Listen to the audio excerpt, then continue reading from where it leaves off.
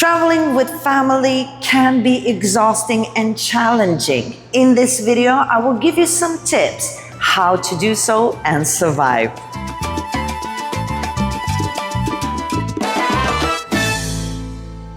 Hello, my beautiful subscribers. Rasa the dancer is here. And even though this channel is supposed to be all dance related, I do have a completely different subject I'd like to talk about and share with you.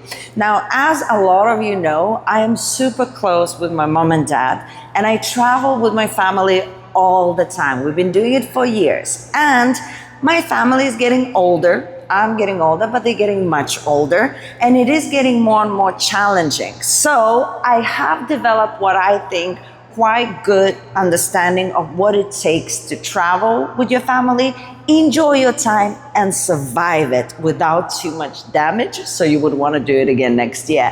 So in this video, I'm just gonna give you some of my tips that I think could help you out if you decide to travel with your family. Tip number one, plan everything in advance. Now, you know, some of us who love to travel, we like to explore different things and find new, interesting. Forget all of that. If you're traveling with family, you already are a crowd. If you're a crowd, you cannot be selfish and just feel like everybody should be living in a moment, so you have to plan everything. Then you will have to replan everything and then change the plan, but you have to have a starting point.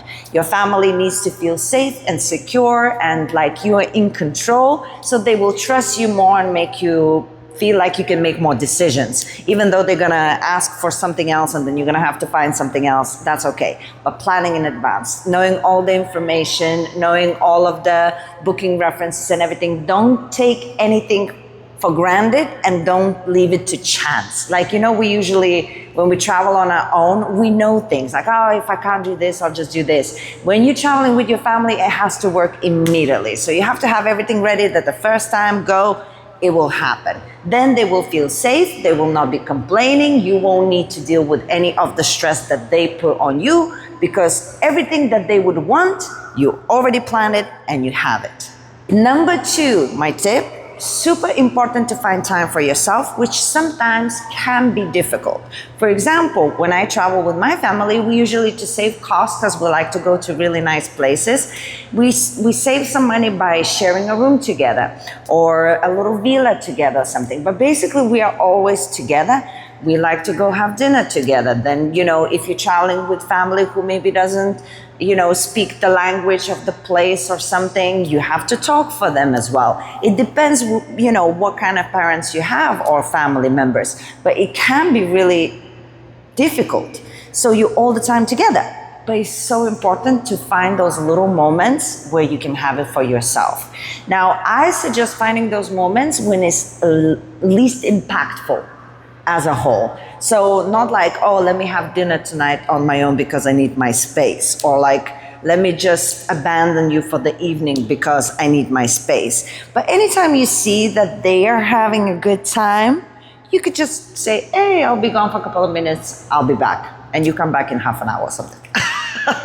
And you get those moments for yourself. But you need that because you'll be nicer to your family, and also you won't feel like this holiday is just for them. Okay, final tip, you have to be ready to walk away. And what do I mean? This is one of the most important things. There's a lot of the time, because you're together and your family, you know how to push each other's buttons. And it's very likely that you're gonna get annoyed with them or they're gonna get annoyed with you. Somebody will say something that's gonna trigger you 100%. You have to be able to understand when that moment happens and take the high road, okay? You have to be able to just walk away and breathe. Let them say whatever they need to say, even if it's painful. Understand that you're just having a moment. Then you'll be able to enjoy the holiday. Once you lose your temper, and it happened to me many times, it's gone. It ruins the mood. It's hard to rebuild the connection. And then the whole holiday, everybody's gonna tiptoe around each other.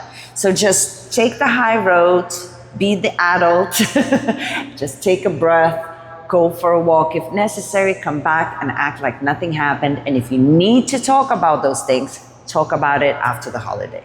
Thank you so much for watching. As I say, I know usually this is dance related, but I know you guys have families and you travel together, and I have a lot of expertise on this. So I really hope that these tips actually make sense to you and can help you out when you're traveling with your family. If you want some more traveling tips with family and communication, I can provide my expertise and I can give you even examples of when I really failed and how I learned from it. So without further ado, I'll be waiting for your comments, and now I'm gonna go back to my holiday where I am actually with my family in Cancun now, Mexico, and this is how this video came to my mind. Always thinking about you.